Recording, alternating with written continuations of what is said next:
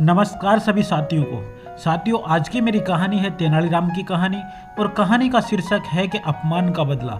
जी हाँ दोस्तों, एक बार तेनालीराम ने सुना था कि राजा करसनदेव राय बुद्धिमान व गुणवानों का बड़ा आदर करते हैं। उसने सोचा क्यों न उनके यहाँ जाकर भाग्य को आजमाया जाए, लेकिन बिना किसी सिफारिश के राजा के पास जाना टेढ़ी खीर थी। वह किसी ऐसे अवसर की ताक में लगा जब उसकी भेंट किसी महत्वपूर्ण व्यक्ति से हो सके। इसी बीच तेनालीराम का विवाह दूर के नाते की एक लड़की मम्मा से हो गया। 1 वर्ष बाद उसके घर बेटा हुआ। इन्हीं दिनों राजा करसनदेव राय का राजगुरु मंगलगिरी नामक स्थान गया। वहां जाकर रामलिंग ने उसकी बड़ी सेवा की और अपनी समस्या कह सुनाई। राजगुरु बहुत चालाक था। उसने रामलिंग से खूब सेवा करवाई और लंबे चौड़े वादे करता रहा। रामलिंग अर्थात तेनालीराम ने उसकी बातों पर विश्वास कर लिया और राजगुरु को प्रसन्न रखने के लिए दिन रात एक कर दिया। राजगुरु ऊपर से तो चिकनी चुपड़ी बातें करता था, लेकिन मन ही मन तेनालीराम से जलने लगा। उसने सोचा कि इतना बुद्धिमान और विद्वान व्यक्ति राजा के दरबार में आ गया है तो उसकी अपनी कीमत गिर जाएगी। पर जाते समय उसने वादा किया, जब भी मुझे लगा कि अवसर उचित है मैं राजा से तुम्हारे लिए परिचय करवाने के लिए बुलवा लूँगा। तेनालीराम राजगुरु के बुलवाए की उत्सुकता से प्रतीक्षा करने लगा, लेकिन बुलावा न आना था और न ही आया। लोग उसे हंसकर पूछते, क्यों भाई रामलिंग, जाने के लिए सामान बांध लिया ना? कोई कहता, मैंने सुना है कि तुम्हें विजयनगर जाने के लिए राजा ने विशेष दूत भेजा है। अब तेनालीराम उत्तर देता, समय आने पर सब कुछ होगा। लेकिन मन ही मन उसका विश्वास राजगुरु से उठ गया। तेनालीराम ने बहुत दिन तक इस आशा में प्रतीक्षा की कि राजगुरु उसे विजयनगर बुलवा लेगा। अंत में निराश होकर उसने फैसला किया कि वह स्वयं ही विजयनगर जाएगा। उसने अपना घर और घर का सारा सामान बेचकर यात्रा का खर्च जुटाया और माँ, पत्नी तथा बच्चों को लेकर विजयनगर के लिए रवाना हो गया। यात्रा में जहाँ कोई रुकावट आती, तेनालीराम राजगुरु का नाम ले देता और कहे, मैं उनका शिष्य हूँ। उसने माँ से कहा, देखा, जहाँ राजगुरु का नाम लिया मुश्किल हल हो गई। व्यक्ति स्वयं चाहे जैसा भी हो, उसका नाम ऊंचा तो सारी बाधाएं अपने आप दूर होने लगती है। मुझे भी अपना नाम बदलना ही पड़ेगा।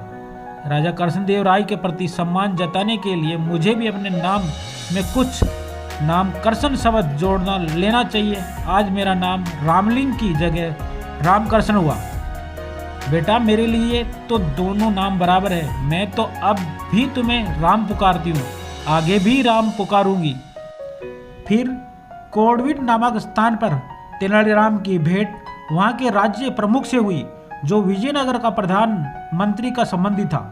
उसने बताया कि महाराज बहुत गुणवान, विद्वान और उदार है, लेकिन उन्होंने कभी कभी जब क्रोध आता है तो देखते ही देखते सिर धड़ से अलग भी कर देते हैं। जब तक मनुष्य खतरा मोल न ले वह सफल नहीं हो सकता।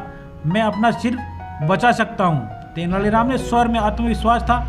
राज्य प्रमुख ने उसे यह भी बताया था कि प्रधानमंत्री भी गुणी व्यक्तियों का आदर करते हैं, पर ऐसे लोगों के लिए उनके यहाँ स्थान नहीं जो अपनी सहायता आप नहीं कर सकते।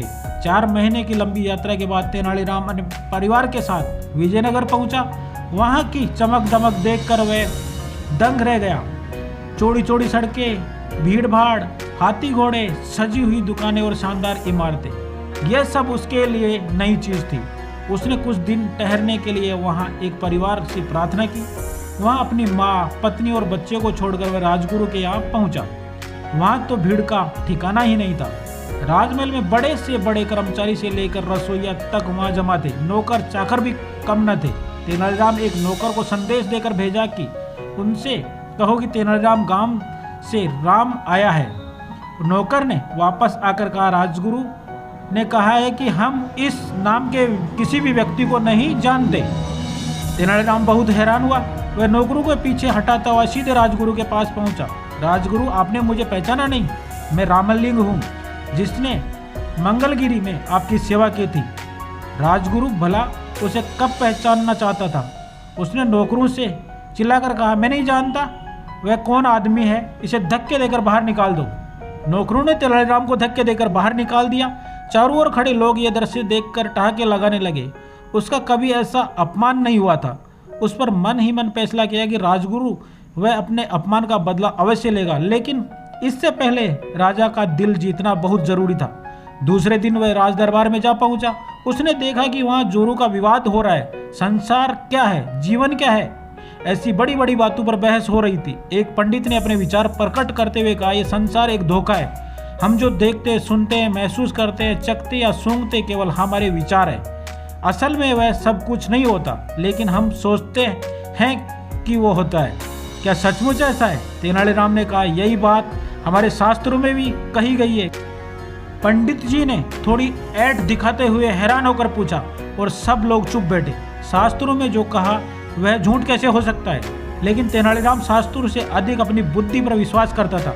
उसने वहां बैठे सभी लोगों से कहा, यदि ऐसी बात है तो हम क्यों न पंडित जी के इस विचार की सच्चाई जांच लें। हमारे उद्धार महाराज और आज दावत दी जा रही है, हम जी भर कर खाएंगे।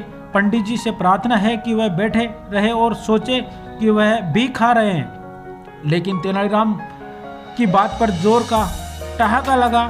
पंडित जी की सूरत देखते ही बनती थी कि महाराज तेनालीराम पर इतने प्रसन्न हुए कि उन्हें स्वर्ण मुद्राओं की एक थाली भेंट की और उससे उसी समय तेनालीराम राज विदूषक बना दिया गया। सब लोगों ने तालियां बजाकर महाराज की इस घोषणा का स्वागत किया और उसमें राजगुरु भी शामिल था।